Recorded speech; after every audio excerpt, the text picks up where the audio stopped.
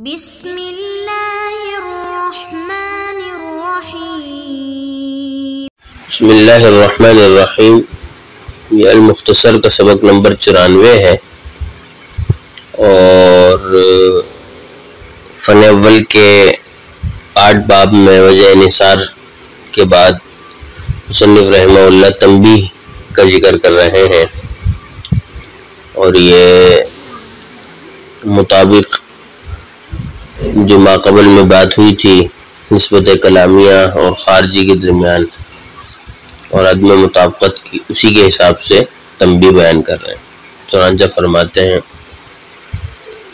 تنبیہ علی تفسیر الصدق والکذب الذی قد سبق اشارۃ ما الیہ فی قولہ تطابقہ او لا تطابقہ، اختلف القائلون بانحصار الخبر فی الصدق والکذب فی تفسیرہما، فقیل صدق الخبر مطابقته أي مطابقة حكمه للواقع، وهو الخارج الذي يكون نسبة الكلام الخبر، وكذبه أي كذب الخبر عدمها أي عدم مطابقته للواقع، يعني أن الشيئين اللذين أوقع بينهما نسبة في الخبر لا بد أن يكون بينهما نسبة في الواقع، أي مع قطع النظر عما في الذهن وعما يدل عليه الكلام، فمطابقة تلك النسبة المفهومة من الكلام للنسبة التي في الخارج بأن تكونا ثبوتيتين أو سلبيتين صدق،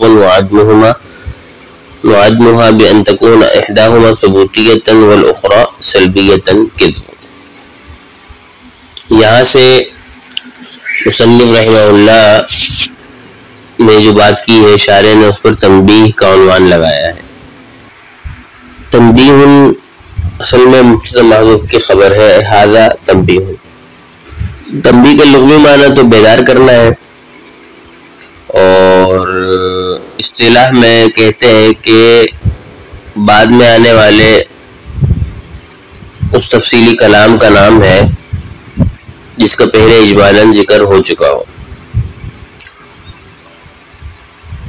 تو مصنف رحمہ اللہ نے جو پیچھے وجہ اثر بیان کی تھی اس میں خبر کا ذکر کیا تھا، پھر کلام خبری کی جو نسبت کلامیہ تھی اور نسبت خارجیہ تھی اس کے بارے میں فرمایا تھا کہ تطابقہ او لا تطابقہ، یہ ذکر کیا تھا پیچھے۔ تو گویا مصنف نے یوں کہا تھا کہ ان دونوں نسبتوں کے درمیان، یعنی کلام نسبت کلامیہ اور نسبت خارجیہ کے درمیان مطابقت پائی جائے گی یا نہیں، اور ان دونوں کے درمیان مطابقت کا پایا جانا صدق ہے اور مطابقت کا نہ پایا جانا یہ کذب ہے۔ تو اس طرح جو ہے وہ صدق اور کذب کی ذات اور حقیقت کا پیچھے ذکر ہو چکا ہے، اگرچہ کہ نام کے ساتھ معلوم نہیں ہوا، نام کے ساتھ موسوم کر کے ذکر نہیں کیا، لیکن بہرحال تطابقہ و لا تطابقہ کے ذریعے صدق اور کذب کا پیچھے بیان کر دیا ہے۔ تو اسی کو تذکرہ اور اتنا تذکرہ فی الجملہ تذکرہ کہلاتا ہے۔ تو مصنف رحمہ اللہ نے چونکہ تطابقہ و لا تطابقہ میں صدق اور کذب کا اجمالی ذکر کر دیا تھا، تو آگے اس کی تفصیل بیان کر رہے ہیں۔ اسی وجہ سے فاضل مصنف رحمہ اللہ نے اس میں تنبیہ کا لفظ ذکر فرمایا ہے۔ اور مصنف رحمہ اللہ نے بیان یہ فرمایا ہے کہ صدق اور کذب کے درمیان خبر کے منحصر کرنے ہونے اور نہ ہونے میں اختلاف ہے۔ جمہور اور نظام جو معتزلی ہیں ان کے نزدیک خبر ان دونوں کے درمیان منحصر ہے کہ یا تو وہ کذب ہوگی یا صدق ہوگی، بس تیسری چیز نہیں ہو سکتی، لیکن جاہز کہتے ہیں کہ غیر منحصر ہے اور صدق بھی ہو سکتی ہے، کذب بھی ہو سکتی ہے، اور تیسری قسم بھی ہو سکتی ہے۔ تو گویا کہ جمہور اور نظام معتزلی کے نزدیک تو یہ منحصر ہے صدق اور کذب میں، اور جاہز کے نزدیک تیسری قسم بھی ہے جو لا صدق اور لا کذب ہے۔ تو زی صدق سمجھ لیں آپ اس کو، یعنی کہ خبر یا تو صادق ہے یا کاذب ہے، یا لا صادق اور لا کاذب ہے، یہ جائز کے نزدیک ہے۔ جمہور اور نظام معتزلی کہتے ہیں کہ منحصر ہے، یا تو وہ سچی خبر ہے یا جھوٹی خبر ہے، بس تیسری نہیں ہے۔ پھر جو حضرات خبر کو منحصر مانتے ہیں صدق اور کذب میں، ان کے نزدیک اس کی تفسیر میں اور اس کی تعریف میں اختلاف ہے،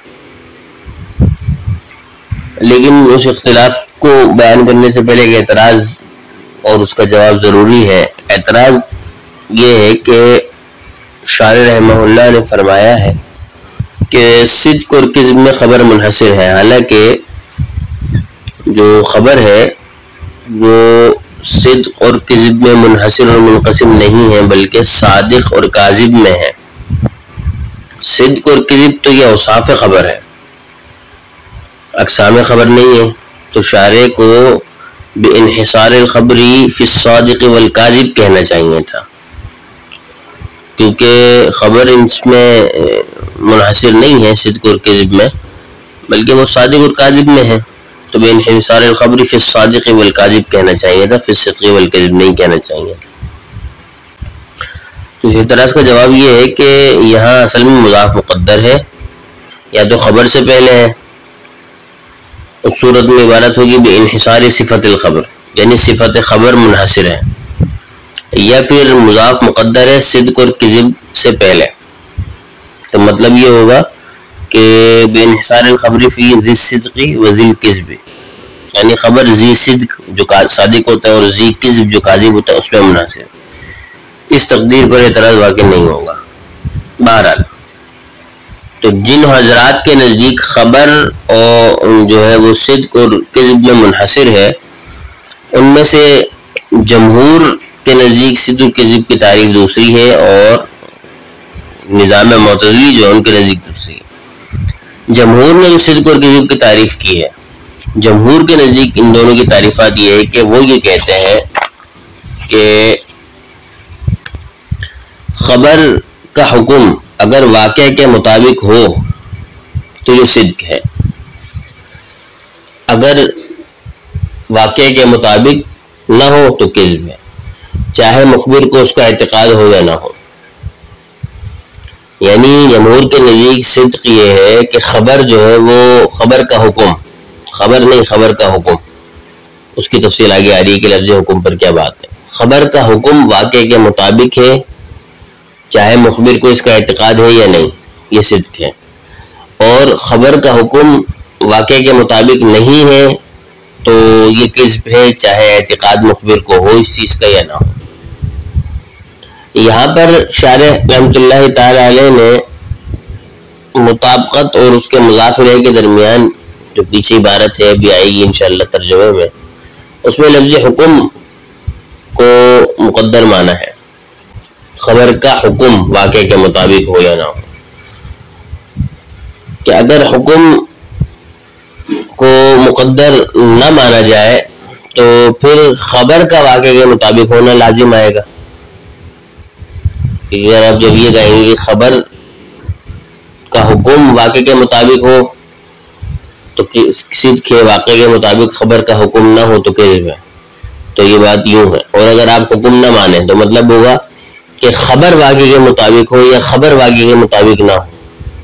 تو اگر آپ حکم کو مقدر نہیں مانتے تو اس صورت میں خبر کا واقعے کے مطابق ہونا لازم آئے گا، حالانکہ خبر لفظ ہے، اور لفظ جو ہے وہ مطابقت للواقع کے ساتھ حقیقی طور پہ متصف نہیں ہوتا، بلکہ مطابقت للواقع کے ساتھ جو ہے وہ کلامی نسبت متصف ہوتی ہے۔ اور کلامی نسبت کا مطلب کیا ہے کہ محکوم بھی کا محکوم علیہ کا یہ ثبوت یا محکوم بھی کا محکوم علیہ سے منتفی ہونا، جس کو وقوع اور لا وقوع سے بھی تعبیر کیا جاتا ہے۔ تو شارح نے جو کلام میں حکم نکالا ہے اس سے یہی مراد ہے کہ نسبت کلامیہ یعنی محکوم بھی کا محکوم علیہ کے لیے ثبوت یا محکوم بھی کا محکوم علیہ سے انتفاع، جس کو وقوع اور لا وقوع کے ساتھ تعبیر کیا جاتا ہے۔ ایقاع اور انتزاع مراد نہیں ہے، وقوع اور لا وقوع نسبت کلامیہ کا یہ مراد ہے۔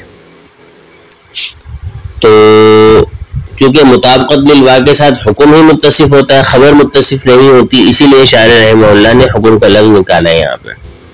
کہ کہا ہے کہ خبر کے حکم کا واقعے کے مطابق ہونا صدق ہے اور مطابق نہ ہونا کذب ہے.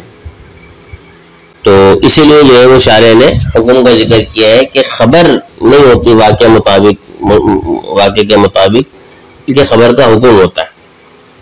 اس لیے کہ مطابقت للواقع کے ساتھ لفظ متصف نہیں ہو سکتا، اس کے ساتھ نسبت کلامیہ متصف ہوتی ہے جس کو آپ وقوع اور لا وقوع سے تعبیر کرتے ہیں. تو یہاں پر اسی لیے شارح نے حکم مراد لیا اور یہی وقوع اور لا وقوع مراد لیا، ایقاع اور انتزاع مراد نہیں لیا.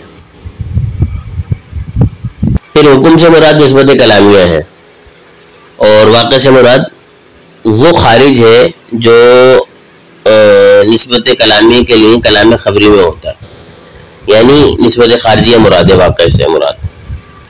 اسی نسبت خارجیہ کو مزید ثابت کرنے کے لیے، یعنی کہ مزید کا مطلب ہے کہ پیچھے بھی شرح نے بات کی تھی، یہاں دوبارہ بات کر رہے ہیں لیکن تھوڑے الگ پہلو سے، کہ نسبت خارجیہ ہی کی ثبوت کے لیے شارح نے کہا ہے کہ دو چیزیں، یعنی محکوم علیہ اور محکوم بھی، کہ جن کے درمیان کلام خبری میں نسبت واقع کی گئی ہے، تو ان دونوں کے درمیان میں ایک نسبت کا ہونا ضروری ہے جو نسبت ذہنیہ اور نسبت کلامیہ کے علاوہ ہو.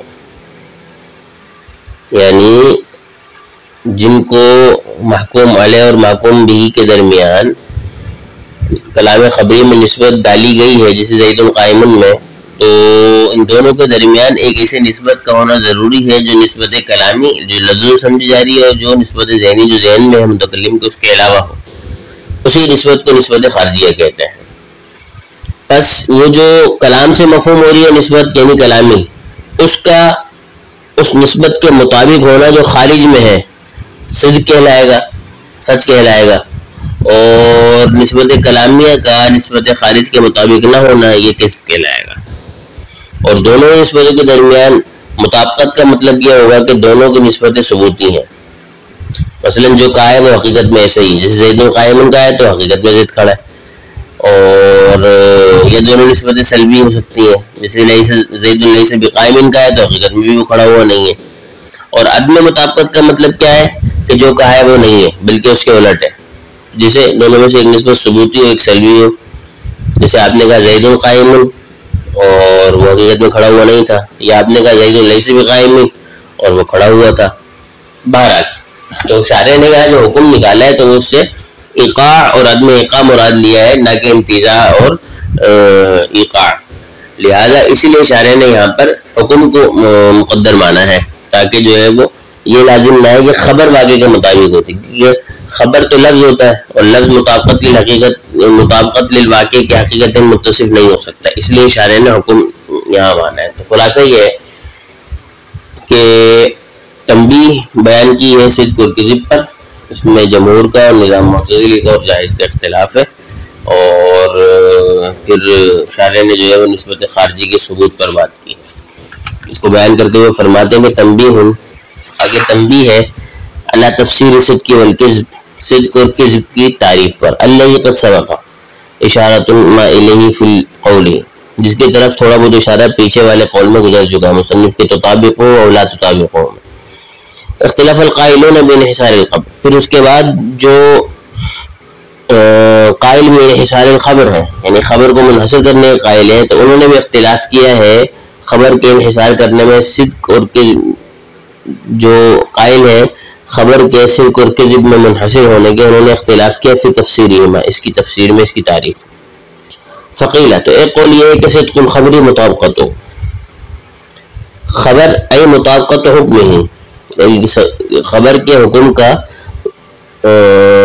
واقع کے مطابق ہونا صدق ہے، للواقع واقع کے. وهو الخارج، واقع کیا ہے؟ وهو الخارج الذي، وہ خارج ہے، الذي يكون لنسبت الكلام الخبری، جو کلام خبری کے لیے